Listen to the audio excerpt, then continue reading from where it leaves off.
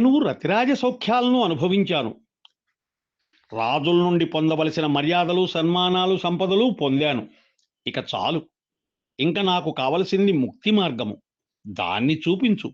అక్కడ ప్రశాంతంగా ఏ ఇతర కోర్కెలు లేకుండా శాంతిని పొందుతాను.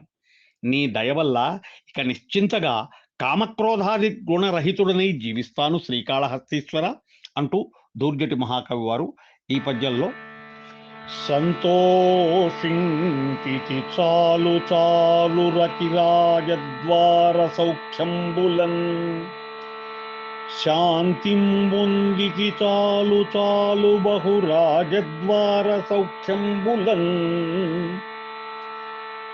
శాంతిం పొందెద చూపు బ్రహ్మపదరాజద్వార సౌఖ్యంబు నిశ్చింతన్ శాంతునౌదు నీ కరుణచే